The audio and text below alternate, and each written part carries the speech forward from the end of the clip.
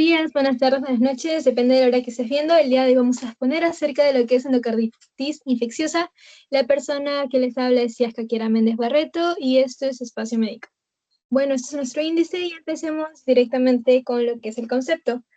Con respecto al concepto de lo que es endocarditis infecciosa, prácticamente es una inflamación del revestimiento de las válvulas y cavidades cardíacas. Estas mayormente se causan por infecciones de microorganismos, que mayormente van a ser bacterias. Ahora, estas infecciones van a provocar lo que son vegetaciones. Pero, ¿qué son estas vegetaciones? Bueno, prácticamente estas vegetaciones son como acumulaciones o masas de microorganismos. Esos microorganismos, como habíamos hablado antes, mayormente son bacterias. Sin embargo, también pueden ser hongos, hasta incluso virus. Bueno, entonces, con respecto a las vegetaciones, van a ser acumulaciones de microorganismos, plaquetas, fibrina, hasta incluso células inflamatorias. Ahora, ¿cómo se ven estas vegetaciones? Acá hay una imagen, por ejemplo, tenemos A, B y C. En la imagen A podemos ver lo que es las vegetaciones en la porción atrial de la cúspide posterior de la válvula mitral. En la válvula B tenemos lo que es la válvula pulmonar. En acá, las vegetaciones se encuentran en lo que son los bordes libres de los bordes de los semilunares. Ahora, en cuanto a esta imagen C, prácticamente es un corte histológico del cual vamos a poder observar los cocos gram positivos con una tonalidad azul oscura. Eso nos indica que hay presencia ahí de vegetaciones. Y este corte histológico pues se pudo lograr gracias a una tinción que se llama la tinción de Brown-Hopes. Un dato importante en cuanto a lo que es la endocarditis infecciosa es que aproximadamente el 30% de los pacientes con esta enfermedad mueren dentro de los 12 meses. Ahora, esta endocarditis infecciosa también tiene una clasificación. Ya puede ser tanto como bacteriana y como no bacteriana. En cuanto a la bacteriana, pues va a dividirse en cuanto a aguda y subaguda. Si es aguda, se dice que puede llegar incluso a provocar lo que es un shock séptico. Aproximadamente esto va a durar de entre días a semanas. Y se dice que los microorganismos que afecten la clasificación bacteriana aguda, pues van a tener una mayor virulencia. Sin embargo, en cuanto a la clasificación de subaguda, esta pues va a durar semanas hasta meses y su virulencia de los microorganismos va a ser menos. En cuanto a la no bacteriana, pues vamos a tener virus, hongos y otros microorganismos. En cuanto a los hongos, los más frecuentes es Cándida y Aspergillus. Bien, ahora con respecto a la epidemiología, lo que es la endocarditis infecciosa es una causa muy importante tanto de morbilidad y mortalidad, tanto en niños y adolescentes, aunque también afecta más a lo que es las personas de mayor edad avanzada.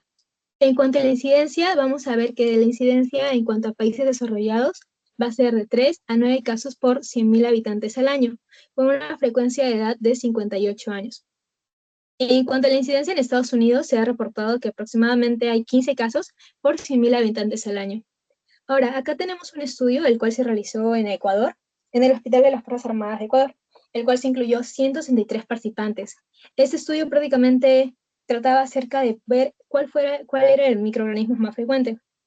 Siendo así, entre los 163 participantes, aproximadamente el 57% de ellos, el agente etiológico más frecuente fue el Streptococcus pyogenes.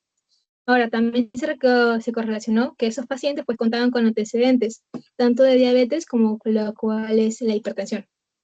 Otro estudio en cuanto a Colombia, se menciona que su incidencia es de 2.5 casos por 100.000 habitantes al año. Se hizo un estudio en el cual se toma en cuenta el Hospital Universitario de San Vicente Fundación, que queda en Medellín, tomó en cuenta aproximadamente 130 expedientes, en el cual la edad promedio de las personas afectadas pues, fue de 53 años más menos 16. En cuanto al género que más afectó, fue con un 60% de los hombres. Más adelante hablaremos de esto, pero es muy importante recalcar que en cuanto hablamos de endocarditis infecciosa, el género que va más a atacar va a ser el género masculino. Sin embargo, el género femenino no se queda atrás, ya que el género femenino pues, va a provocar, por así decirlo, unas consecuencias muy graves. Eso lo especificaremos más adelante. En cuanto a este mismo estudio en Colombia, hemos tenido acá un cuadro con características clínicas como probabilidades y factores de riesgo, entre las cuales las más predominantes fueron hipertensión arterial, una enfermedad renal crónica, diabetes mellitus tipo 2, valvulopatías previas, dislipidemia, enfermedades pulmonares obstructivas crónicas, un infarto agudo de miocardio previo, entre otras. Ahora, en cuanto a la epidemiología nacional, acá hay un estudio acerca del Hospital Nacional 2 de Mayo, el cual se tomó un rango de edad de entre 18 y 32 años de edad. Observamos que la edad media de este estudio pues, fue de 46 años más o menos 15 años, entre los cuales, si lo dividimos por sectores, la edad más frecuente fue a partir de los mayores de 50 años. En cuanto al sexo, como habíamos hablado antes, va a afectar más en cuanto a los hombres, el género masculino. Sin embargo, si llega a afectar a lo que es el sexo femenino, pues va a provocar, por así decirlo, unas graves consecuencias. Va a tener más efectos de mortalidad, tanto como mortalidad. En cuanto a la procedencia, se estableció que fueron más frecuentes de Lima, seguido por la costa, la sierra y la selva. En cuanto al grado de instrucción de este estudio, pues las personas que se hizo ese estudio prevaleció más lo que es la secundaria completa. Ahora, también se evaluó tanto síntomas como complicaciones de estos mismos. En síntomas se observó que hubo mayormente prevalencia en cuanto a fiebre, disnea, pérdida de peso, escalofríos, dolor de espalda, mialgias y artralgias, y entre otros síntomas. En cuanto a las complicaciones, pues observó lo que es una insuficiencia cardíaca, una infección incontrolada, embolias y otras complicaciones. Ahora, en cuanto al agente etiológico en este estudio, el predominante fue un hemocultivo negativo, seguido por el Staphylococcus aureus, seguido por el Staphylococcus del grupo viridans. Ahora, en otro estudio en cuanto a epidemiología nacional, se hizo un estudio de aproximadamente 82 expedientes en el Instituto Nacional Cardiovascular, INCOR también llamado, en Lima, Perú, el cual nos indica que la edad más predominante o más frecuente que afecta a esta enfermedad, pues va a ser aproximadamente los 50 años. El sexo masculino. Y ahora, en cuanto a la localización de la endocarditis infecciosa, fue más frecuente lo que es la localización aórtica, en la válvula aórtica. Vemos acá también los tipos de endocarditis infecciosa. La monovalvular, pues solamente afecta una válvula; multivalvular, afecta a partir de 2 a más válvulas; la nativa y la protésica. En cuanto a la nativa, pues prácticamente habla que va a ser una válvula, por así decirlo, original, natural, nativa. En cambio, en cuanto a la protésica, prácticamente es una válvula artificial.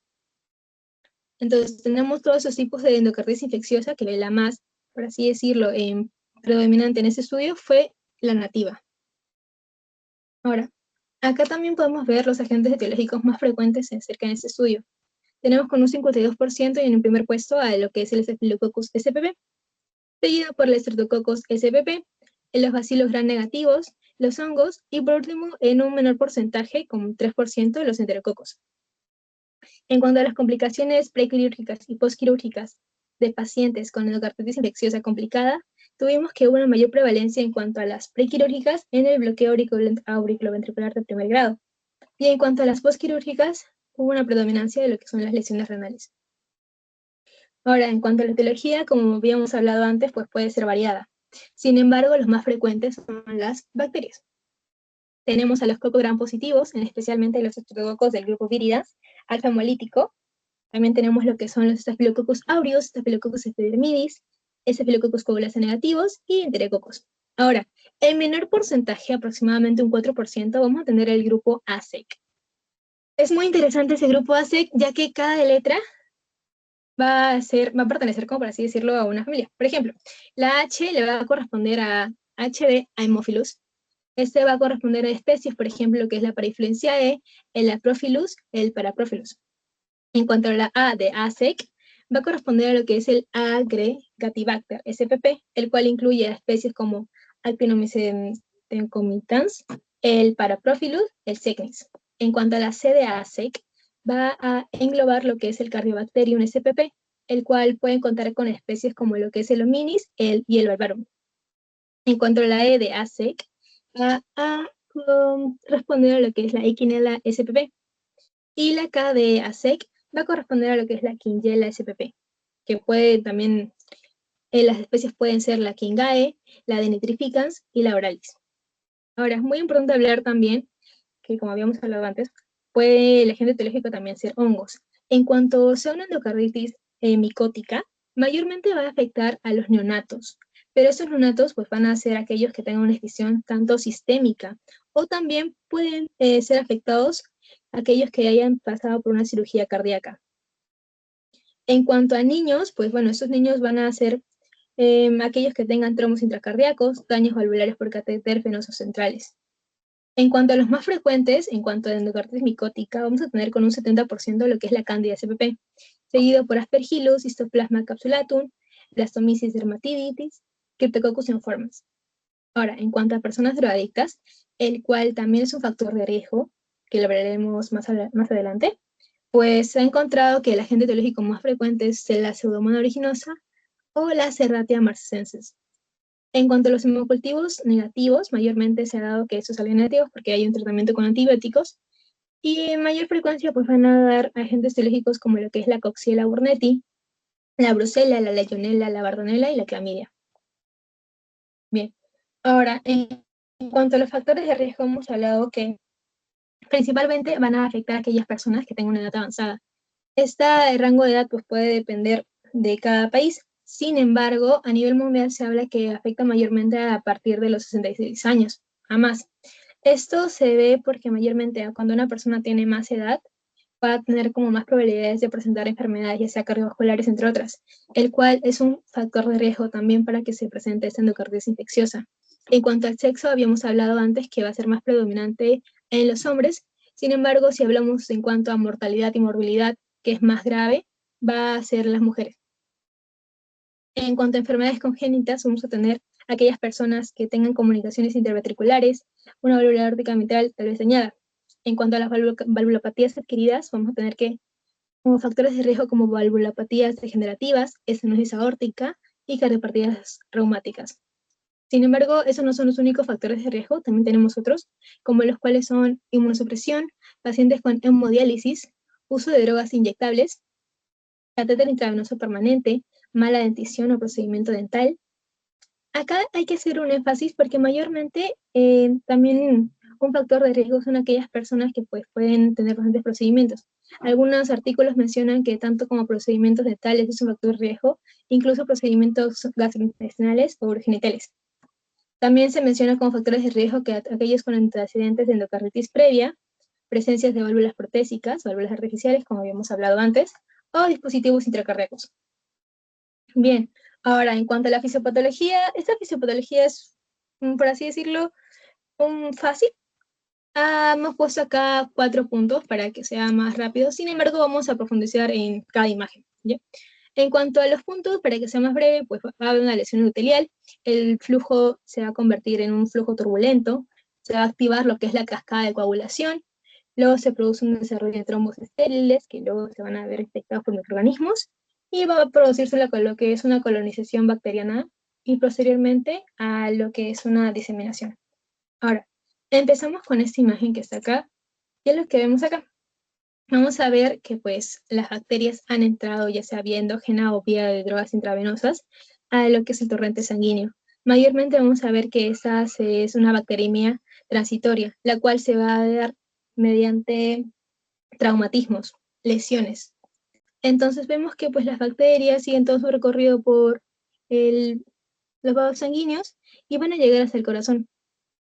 Acá están las bacterias, llegan por la vena cava inferior, la válvula, la aurícula izquierda, y justo acá llega lo que son las válvulas. ¿Y qué es lo que tenemos acá? Por mala suerte, supongamos que haya una lesión en el nivel de las válvulas. Acá vemos una lesión. ¿Y qué es lo que pasa cuando hay una lesión? Pues se acercan todos los que son las plaquetas y lo que es la fibrina. Acá. Es ahí cuando se dice que hay un trombo estéril, por así decirlo. Pero por mala suerte, justo pasa el flujo sanguíneo con las bacterias. Entonces, ¿qué es lo que va a pasar? Las bacterias se van a adherir a lo que es el trombo, que antes era estéril, ahora ya no, porque se han adherido. ¿Y qué es lo que va a pasar acá? Acá va a aumentar lo que es una inflamación y va a haber una destrucción agresiva. Tanto así que pues acá en la proliferación vamos a ver que va a haber un mayor acúmulo tanto como de fibrina, de plaquetas y de bacterias que se van a producir lo que son las vegetaciones, como habíamos hablado antes, que es un acúmulo o masa de estas mismas. Posteriormente a esto puede pasar lo que es una diseminación. Entonces, estos grupitos de acá se diseminan y pueden ir de diversos, por así decirlo, recorrer todo lo que es las vías sanguíneas. Esto puede provocar lo que es una accidentes cerebrovasculares, una hemorragia cerebral, meningitis, abscesos cerebrales e incluso aneurismas micóticos, en caso de que sea el agente etiológico hongos. Ahora, hemos visto antes que puede ser tanto inducida por daño, como hemos visto en esa imagen de acá, sin embargo, también puede ser inducida por inflamación. Empecemos otra vez, pero ya más especificando, en cómo es con una endocarditis infecciosa inducida por daño. ¿Qué es lo que tenemos acá? Vamos a ver primero, como hemos hablado antes, hay un endotelio dañado, viene lo que son las plaquetas, las fibrinas, y se da lo que es un nido estéril. Hasta el momento hay un nido estéril. Ahora, justo viene lo que es una bacteria transitoria. El torrente sanguíneo viene con las bacterias, como vemos acá. Entonces, ¿qué es lo que va a pasar acá? Vienen las bacterias y van a adherirse lo que es la fibrina con las plaquetas. A ese tiempo lo que va a pasar es que se van a liberar lo que son los factores, el factor tisular y las citocinas. Al momento que pase eso, pues van a haber un mayor reclutamiento de plaquetas. Las plaquetas de que estaban inactivadas se van a activar y va a haber un mayor acúmulo de estas mismas. Además, por otro lado, las citocinas pues van a también atraer más células proinflamatorias, ¿no? Como por ejemplo acá vemos lo que son los monocitos. Entonces va a haber un mayor acúmulo y esto que lo que va a pasar es que se va a aumentar lo que es la vegetación. Se va a formar esta misma. Finalmente lo que va a pasar es que estas bacterias van a infectar a las células, las cuales van a tener pues dos opciones. O una lisis, van a provocar tanto lisis de la misma bacteria, o pueden persistir dentro de las células, como vemos acá, cambiando de fenotipo en pequeñas variantes de colonias. Ahora, en cuanto a la cual es la inducida por inflamación, ¿qué es lo que tenemos? No va a haber ningún daño en el endotelio. Sin embargo, vamos a tener que el endotelio, por ciertas maneras, ciertas circunstancias, se va a activar. Al momento de que el endotelio se active, va a liberar lo que son las integrinas. Esas integrinas van a promover el depósito de fibronectina. Y justo va a pasar lo que es el torrente sanguíneo junto con lo que son las bacterias, y estas bacterias se van a adherir a lo que es la fibronectina. Entonces van a venir lo que son las plaquetas, la fibrina, y va a haber un acúmulo. Al haber este acúmulo, pues se van a liberar lo que son los factores tisulares, las citocinas, las cuales van a promover lo que es las citocinas van a promover lo que es un estado inflamatorio, van a reclutar lo que son las células inflamatorias, promoviendo así una coagulación por parte de lo que es la fibrina con la fibronectina, una mayor inflamación, y posteriormente a esto, un acúmulo de todos estos mismos produce lo que es la formación de las vegetaciones. Y luego tiene lo que es el mismo mecanismo, como habíamos hablado antes, pues, ¿no? Puede ya la célula infectada por estos microorganismos producir tanto una lisis de la bacteria o persistir ahí mismo, cambiando el fenotipo en pequeñas variantes de colonias. Ahora, vamos a tener manifestaciones clínicas, y estas manifestaciones clínicas le hemos separado, por así decirlo, tanto en las que son más frecuentes y menos frecuentes. En cuanto a las más frecuentes, tenemos el dolor de las articulaciones y los músculos, dolor en el pecho, cuando una persona respira, fatiga. Ahora es muy importante también mencionar que algunos síntomas van a ser similares a los de la gripe, como por ejemplo la fiebre y escalofríos. Sudoraciones nocturnas, falta de aire, hinchazón en los pies, las piernas o el vientre. Un sonido sibilante nuevo modificado en el corazón. En cuanto a las menos frecuentes, vamos a tener la pérdida de peso sin causa aparente, hematuria, sensibilidad del caja torácico, específicamente en lo que es el órgano del vaso, y algunas petequias, las cuales son como puntitos. Ahora, tenemos los signos clásicos. Son muy importantes los signos clásicos. Vamos a tener a los que son los nódulos de Osler, las lesiones de Janeway y las manchas de Roth. En cuanto a los nódulos de Osler, prácticamente esos van a ser nódulos eritematosos dolorosos. Son dolorosos. Y en mayor frecuencia se van a localizar tanto como en las puntas de los dedos de manos y de pies. Sin embargo, las lesiones de Janeway son algo parecidas, pero esas van a ser no dolorosas. Son máculas eritematosas no dolorosas y mayormente se van a encontrar tanto en las palmas de manos como en las plantas del pie. Como que un besito. En las plantas del pie y en las palmas de las manos. Ahora, en cuanto a las manchas de Roth, prácticamente son microhemorragias que se encuentran en la retina del ojo. Su característica especial es que presenta un centro claro, como lo vemos acá. Ahora, en cuanto a estas, pues estas microhemorragias no afectan tanto, así por así decirlo, lo que es la visión. Sin embargo, si se llegan a descubrir estas manchas de Broad, pues pueden ser un signo claro de que hay una enfermedad. Pues son muy importantes de evaluarlas. Ahora, en cuanto al diagnóstico, vamos a tener, he separado por todos, en cuanto a hemocultivo y en cuanto a un diagnóstico por imagen. En cuanto a hemocultivo, es muy importante la toma de muestra. La toma de muestra va a ser de 3 a 5 en diferentes funciones dentro de 24 horas. Se dice que mayormente estas tomas de muestra se deben tomar en un intervalo de 1 hora. Ahora, en caso no crezca el hemocultivo, el microorganismo en el hemocultivo, en aproximadamente 2 días de incubación, ¿qué es lo que se tiene que hacer? Pues se tienen que tomar 2 muestras adicionales. Y también es de suma importancia tomar en cuenta si el paciente tomó antibióticos o no, porque también puede afectar en el crecimiento del microorganismo. Ahora, en cuanto si un paciente, se sospecha que hay una infección micótica y este hemocultivo pues da positivo, te dice que ya está intermitente, muy bien. Pero en cuanto el hemocultivo salga negativo, pues se puede pensar que son microorganismos como la Rickettsia, las clamidias, el Haemophilus o Brucella, el Aspergillus, o simplemente el diagnóstico es incorrecto.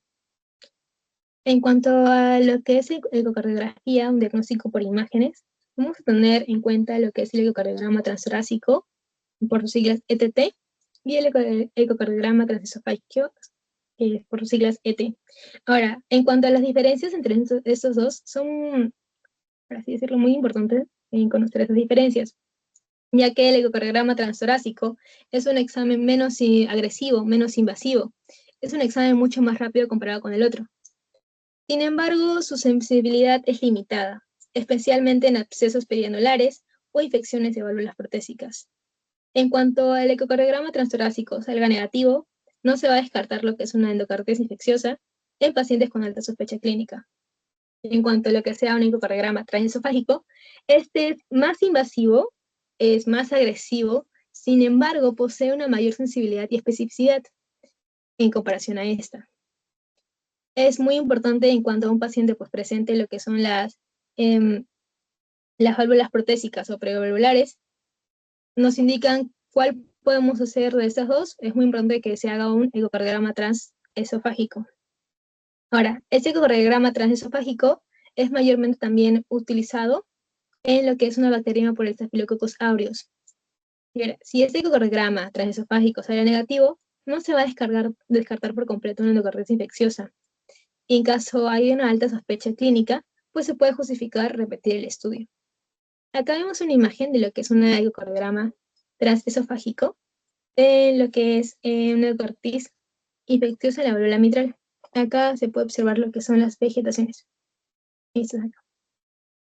Ya. Ahora, en cuanto seguimos con el diagnóstico, según la Sociedad Europea de Cardiología, estos criterios de Duke se han ido actualizando. Esta es la más reciente actualización, en las cuales cuentan con criterios mayores y los criterios menores. En cuanto a criterios mayores, vamos a tener dos: los hemocultivos positivos y las pruebas de imágenes positivas. En cuanto a los hemocultivos positivos, vamos a tener diversas opciones, específicamente tres. En cuanto, por ejemplo, sean microorganismos típicos, compatibles con la endocarditis infecciosa, en al menos 2 hemocultivos separados. Pero, ¿qué microorganismos típicos debemos tomar en cuenta? Pues los siguientes: Streptococcus orales, Streptococcus galolyticus, el grupo ASEC, Staphylococcus aureus, y el Enterococcus faecalis. Ahora, también encontramos otra opción para que sea considerado un criterio mayor, el cual es microorganismos compatibles, pero en hemocultivos positivos continuos. ¿Qué es lo que puede pasar? Bueno, puede ser positivo más de 2 hemocultivos, pero en muestras obtenidas de sangre con un intervalo de 12 horas. O también pueden ser de 3 a más de hemocultivos separados, pero que la primera y la última muestras obtenidas tengan un rango de separación de 1 hora. Otra opción para que sea considerado un hemocultivo positivo es que se haga un hemocultivo y que este hemocultivo sea positivo para lo que es la Coxiella burnetii, o también títulos de anticuerpo de IgG fase 1. Otro criterio mayor son las pruebas de imágenes positivas para endocarditis infecciosa. ¿Qué es lo que buscan estas pruebas? Prácticamente buscan lo que son, por ejemplo, masas intracavitarias, vegetaciones, abscesos, lesiones valvulares, perivalvulares, periprotésicas, anatómicas, también metabólicas en material extraño, caracterizadas por lo que es la endocarditis infecciosa. También busca lo que es la presencia de nueva insuficiencia valvular, la cual es muy clave. Ahora, en cuanto a las técnicas de imagen, tenemos 4. Las que habíamos hablado anteriormente, la ecocardiografía transtorácica, la ecocardiograma transesofágico y transtorácica. También tenemos la tomografía computarizada cardíaca, la 18F fluorodexosiglucosa, de tomografía de emisión de positrones, y la geografía mediante tomografía computarizada. También tenemos la que es esta SPECT-TC, que prácticamente es una tomografía computarizada de emisión monofotónica, con leucocitos marcados con isótopos. Ahora, en cuanto a criterios menores, vamos a tener 5 de estos. El primer criterio menor sería lo que son las enfermedades predisponentes, tanto como cardiopatías predisponentes con riesgo alto o intermedio, o aquellas personas adictas a drogas por vía parenteral. También tenemos como segundo criterio menor, la cual es la fiebre, pero esta fiebre tiene que ser definida y tiene que ser mayor de 38 grados centígrados. En cuanto al tercer criterio menor, vamos a tener la diseminación vascular embólica, incluida aquellas que no son, que son asintomáticas, sin embargo, se pueden detectar por imagen. ¿Qué tenemos? Tenemos los émbolos, infartos, abscesos sistémicos y pulmonares mayores, complicaciones sépticas o articulares hematógenas, aneurismas micóticos, lesiones intracraniales isquémicas, hemorrágicas, hemorragias conjuntivales, las lesiones de Janeway, las cuales habíamos hablado antes en manifestaciones clínicas. Bueno, el cuarto criterio menor sería lo que son los fenómenos inmunitarios, las cuales pues, pueden ser la glomerulonefritis, los nódulos de Osler y las manchas de Roth. También podría ser lo que son factor reumatoide. Ahora, como quinto criterio menor, tenemos lo que es la evidencia microbiológica. Esto incluye o abarca, por así decirlo, los que son los hemocultivos positivos que no cumplen un criterio mayor de los que se indican más arriba, y que sea la evidencia serológica de infección activa por un microorganismo, pero que este microorganismo sea compatible con una endocarditis infecciosa. Ahora, gracias a estos criterios, vamos a tener 3 posibles, por así decirlo, diagnósticos. O sí es definitivo, o sea, sí o sí va a ser una endocarditis infecciosa. Es posible que sea una endocarditis infecciosa o simplemente la descarto. Pero ¿qué debo tomar en cuenta para que yo diga que sí o sí sea una endocarditis infecciosa? Pues bueno, hay 3 opciones. El paciente tiene que cumplir con 2 criterios mayores. Esa es una opción. La segunda opción es que el paciente cumpla con un criterio mayor y al menos 3 criterios menores. Y la última opción es que el paciente cumpla con los 5 criterios menores.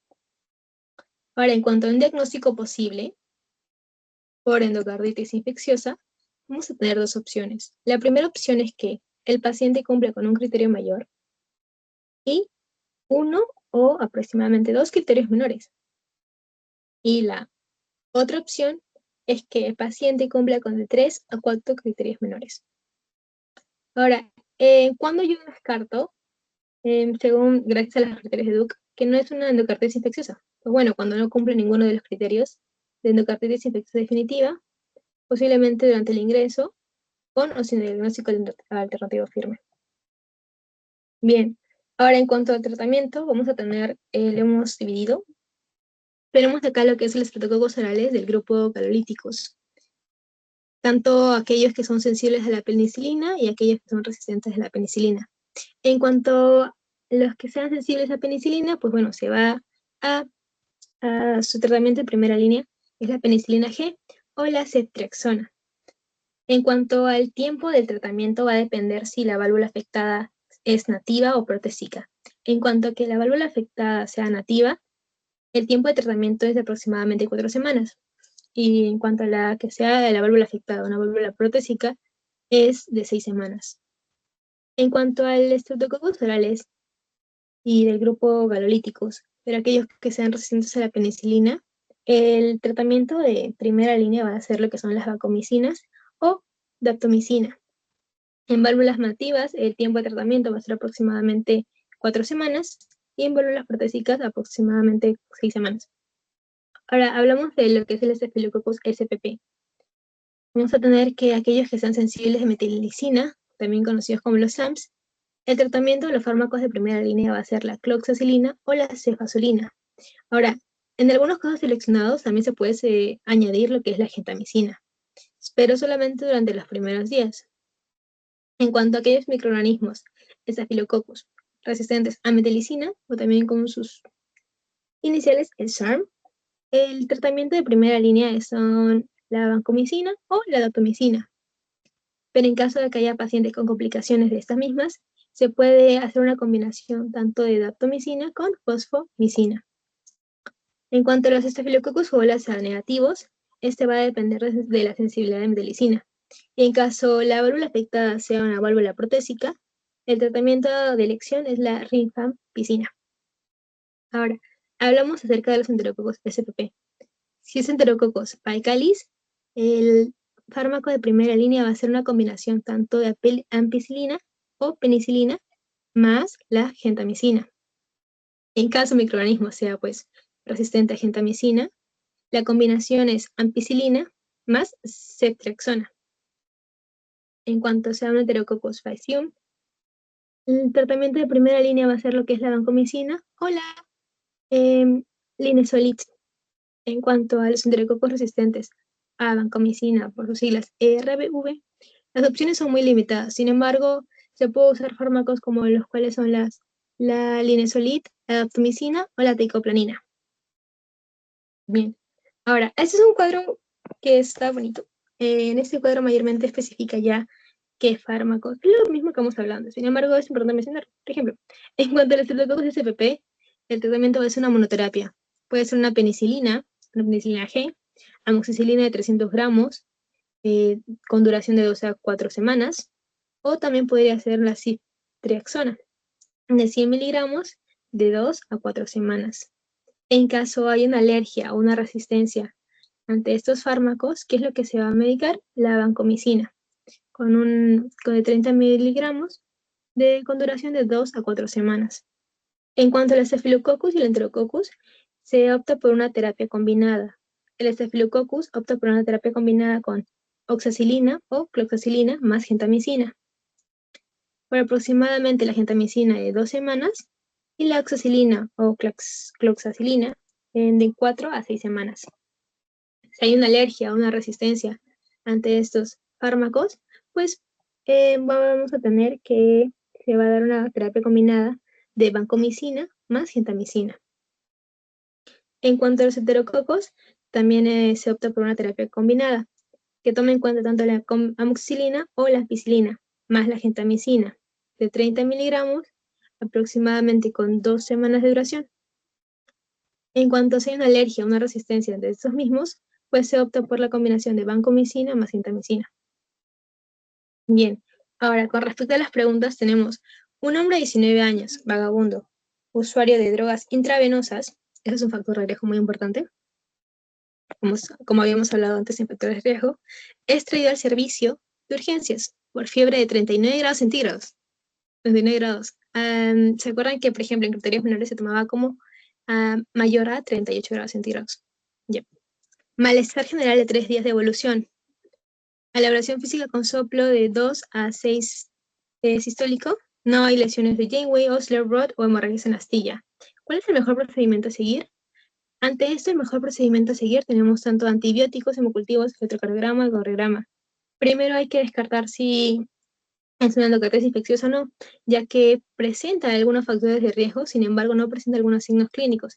Entonces el mejor procedimiento a seguir es lo que sería los hemocultivos, para ver si hay presencia de microorganismos. En cuanto a la siguiente pregunta, vemos, según los criterios modificados de Duke, ¿cuál de los siguientes no es un criterio mayor para el diagnóstico de endocarditis infecciosa? Recuerden que en cuanto a lo que es los criterios mayores, teníamos 2. Hemocultivos positivos y un diagnóstico por imágenes. Bien, es muy bueno tomar en cuenta eso. Entonces acá tenemos, acá te pide que no sea, ya. La A dice, hemocultivos positivos para microorganismos típicos, este sí es. Ecocardiograma con evidencia de vegetaciones, sí. Presencia de fenómenos inmunológicos, nódulos de Osler, esta está dudosa. Nueva regurgitación valvular, sí, ya que esto se va a determinar por lo que es un diagnóstico de imágenes. Entonces, la única que no sería la presencia de fenómenos inmunológicos, los nódulos de Osler, los cuales es un criterio menor. Criterio menor. La respuesta en esta pregunta sería la presencia de fenómenos inmunológicos, nódulos de Osler. La siguiente pregunta nos dice, ¿cuál de los siguientes es el criterio mayor de Duke modificado para el diagnóstico de endocarditis infecciosa? Como habíamos hablado anteriormente, criterios mayores solamente hay dos, hemocultivo positivo y el diagnóstico por imágenes, que puede abarcar varios. Bien, tenemos el A, fiebre mayor de 38 grados. Es un criterio, pero es un criterio menor. Fenómenos vasculares, embolias arteriales, fardos sépticos, etc. Es un criterio, pero es un criterio menor. Hemocultivos positivos para microorganismos típicos de endocarditis infecciosa. Este sí es un criterio mayor. No, un criterio mayor. Evidencia ecocardiográfica de nueva recuperación valvular. Acá, evidencia ecocardiográfica también puede ser. En este caso tendríamos que, ¿cuál es un criterio mayor modificado? Tendríamos tanto a lo cual es los hemocultivos positivos y la evidencia ecocardiográfica de nueva recuperación valvular.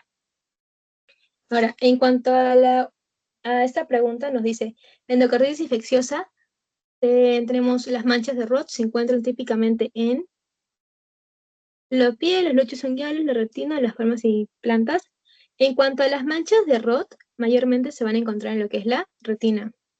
Si hablamos de las palmas y las plantas, tanto de manos y pies, vamos a tener que esas van a ser las lesiones de Janeway.